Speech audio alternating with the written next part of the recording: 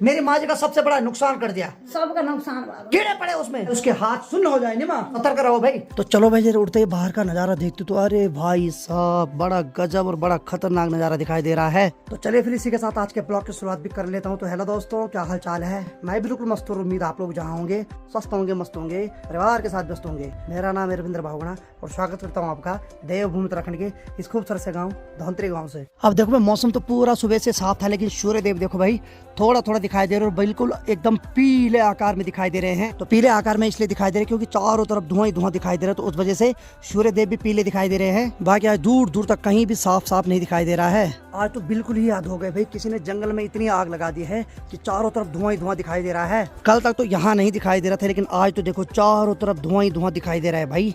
और इस वजह से आंखों में बहुत ज्यादा जलन भी हो रही है। और ठीक सामने की बात किया तो ये देखो भाई, सामने जो सुखाली दिखाई देता है वो भी कहीं भी नजर नहीं आ रहा है। मैंने तो सुबह से 2-3 बार मुंह धुले भाई, बहुत ज्यादा जलन हो रही है आंखों में, बहुत खतरनाक धुआं लगा हुआ चारों तरफ भाई साहब। कभी कभी तो मन कर रहा है भगवान करे जिसने जंगलों में आग लगाई उसके हाथ ही भगवान सुन कर दे भाई, उसका हाथ काम ही न करे भाई। इतनी ज्यादा जलन हो रही इस धुएं से, कहीं भी नहीं दिखाई दे रहा भाई, मात्र 10-15 मीटर तक दिखाई दे रहा है, उसके बाद कहीं दूर दूर तक कोई भी गांव नजर नहीं आ रहा है। तो चलो जरा अंदर की ओर चलते। तो यहाँ देखो भाई, यहाँ पर माँ जी भी बैठ रखी है और साथ में यहाँ पर यमुना भी बैठ रखी है।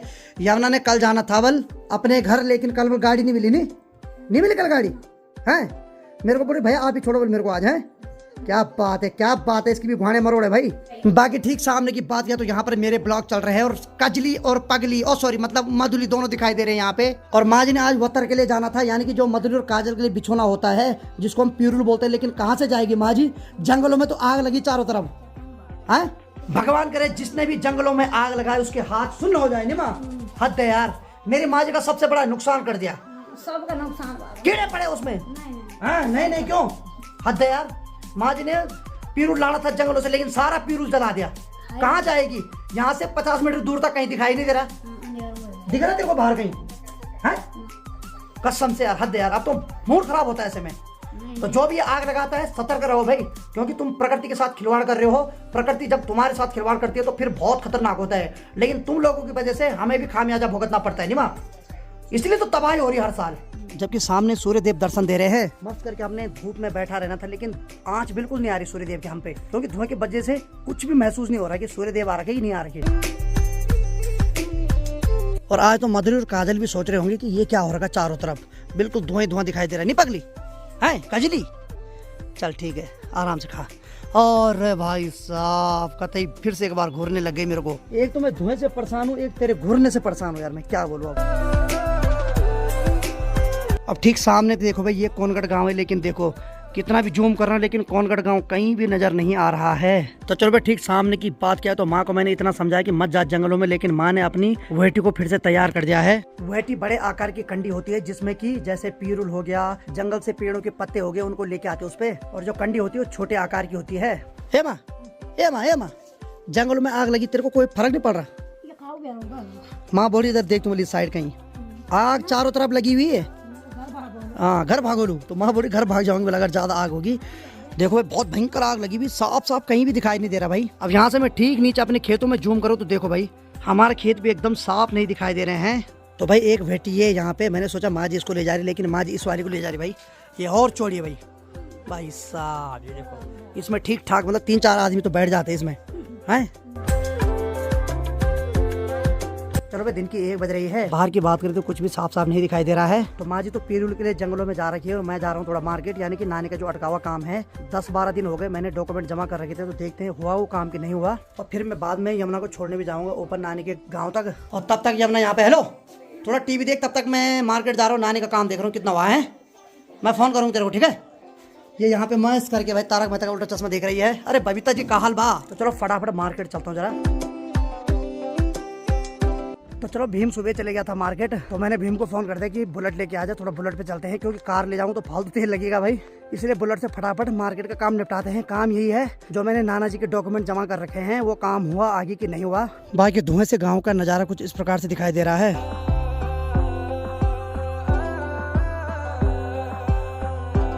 तो ठीक सामने से भीम बवाली भी आ रहा है बुलेट लेके। अरे बोला स्वागत है, बोला स्वागत है, स्वागत है।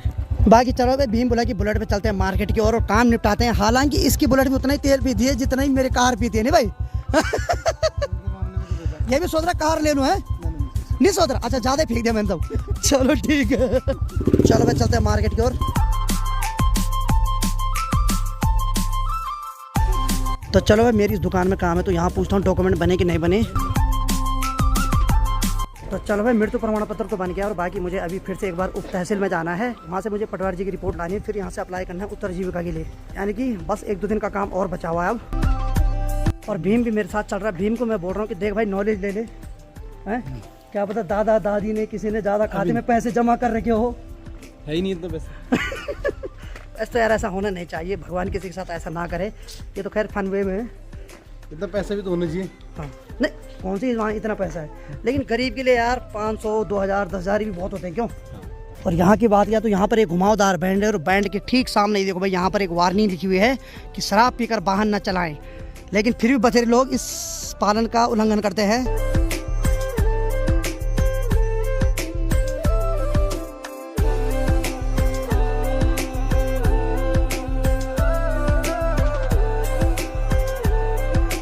अब देखो भाई, मैंने सोचा लगभग पूरा काम हो गया, लेकिन एक काम फिर से अटक गया है। यानी कि इसमें एक बार फिर से एफिडेविट लगेगा, वो फिर उत्तरकाशी से आएगा बन के।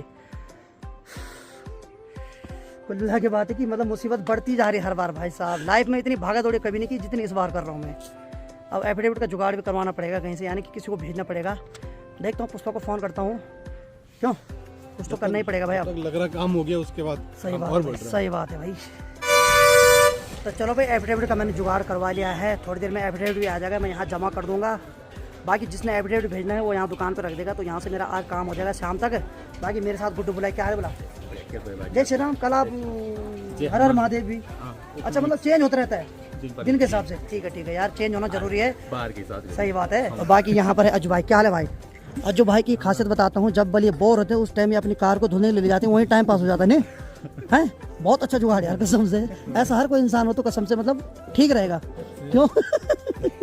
बाकी यहाँ पर भीम बोला तो ऑलरेडी यहीं पे है। और बाकी ये देखो मर्दों के नाम पे, ये देखो यहाँ क्या ही बोलो भाई, मर्द बन के जो महिला की एक्टिंग करता है ये है हमारे शिशपाल भाई, कसम से। थोड़ी देर पहले भीम को मैंने फोन किया तो कौन कर रहा था बात? शिशपाल भाई ने। मैंने इनके दुकान में चार्ज लगाया था अपना फोन में, इन्होंने उठाया, पता कैसे बोल रहे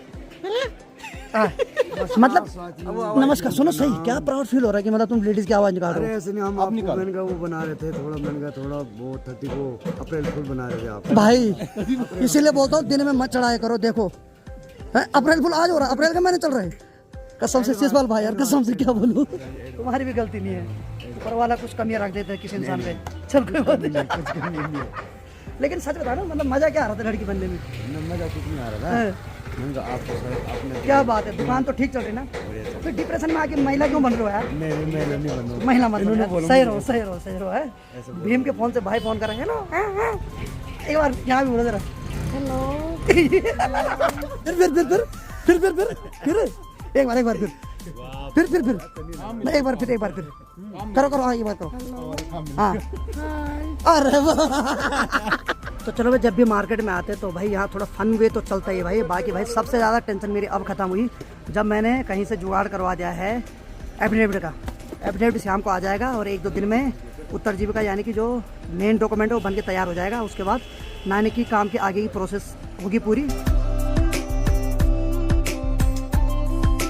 तो चलो भाई, मार्केट में बैठा ही था, गुड्डू बुलाई दुकान पे आराम कर रहा था मस्त करके। जेपी भाई लोग भी आ गए क्योंकि अंश लोगों की छुट्टी पड़ गई, तो इसलिए वो विंटर सीजन में आ गए घर। और काफी समय बाद हमारे जेपी भाई भी घर आ गए भाई, विद फैमिली के साथ आए। भाई जी प्रणाम, क्या हाल है भाई जी? स्वागत है आपका आपके गाँव में। भाई जी प्रणाम। अरे वाह वाह, हम भी खुश और आप लोग भी खुशी लग रहे हैं। और ठीक है भाई जी, खुशपाल भी खुश। अरे वाह। और या ओ भाई साहब, ये तो नए भेस में आ रखा। क्या हाल है भाई? खुश रहो। बिट्टू थोड़ा उदास हो रहा है भाई, गाड़ी में तबीयत खराब हो रही नहीं? बिट्टू बुढ़ी क्या हाल है? बुढ़ी ठीक है, अच्छा नहीं है तू बुढ़ी, चल मैं हूँ बुढ़िया, छोड़ अब। हाँ भाई साहब, ये कुकुर को टक्कर दे रहा भाई, खतरनाक लड़ा। और ठीक है भाई जी कब तक हो घर में?